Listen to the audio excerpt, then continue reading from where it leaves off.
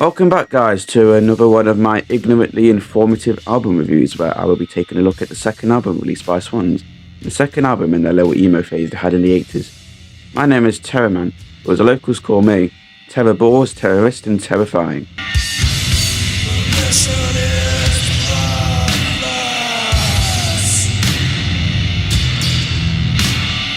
Now, while Cop was released only a year after the similar sounding Phil, Cop regurgitates its bleak and misanthropic sound and intensifies the brutality to a T.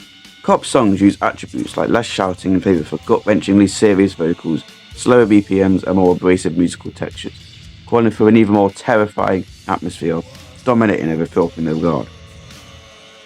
Because of this, many people like to cite Cop as Swan's most darkest album of all time. And yeah, if you were scared of filth on your first listen, this would be knocking all the shit out of you right now. Despite it sounding like getting slammed in the face with a metal pipe, but this time with spikes on it, I've actually come to like this album a little bit more than filth. Listening to this album can piss me off at times because yes, it is 40 minutes of the musical former getting twatted out by a dozen women for insulting Alicia's eyebrows. I've come to love its brutal charm, sort of like a swan. A beautiful creature with very bad temperaments, quote. This was actually the inspiration for the name Swans in the first place, because I find the drumming in this. Take of that what you will, and no, I'm not a masochist. So now we've learnt about the album that Patrick Bateman likes to wake up to on a Sunday morning, let's discuss the tracks.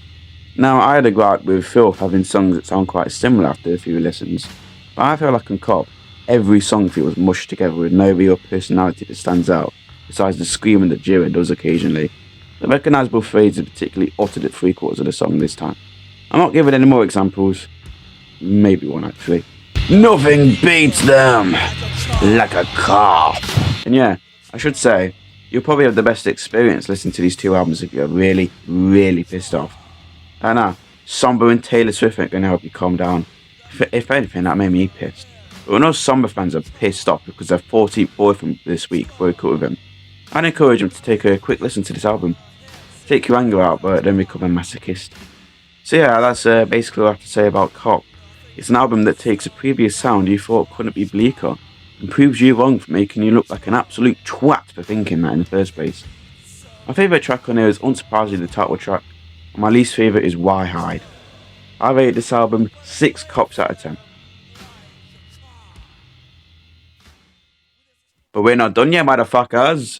In 1985, and sometimes spliced onto Cop, Swans released an infamous EP titled Young God, or as Kurt Cobain liked to call it, Loving a Consenting Person. So you thought Cop gonna get darker? Well, to prove you wrong for the second time, you fucking losers. Young God is absolutely bloody mental. It sounds similar to Cop, yes, if they took every drug they were offered in a dodgy alleyway in the sunshine lollipops in Rainbow City to the core New York. Who broke this man's heart? The songs on Young God feature more gut-wrenching screams and moans, longer lengths on tracks, and all around just a petrifying atmosphere and experience. Kinda like my voice. If there's any part of Swans that gives me goosebumps, it's this part. And no, I'm not exaggerating. Or you listen to this shit in the background. If Cop is Patrick Bateman music, this is fucking Charles Manson's like fucking disco jam.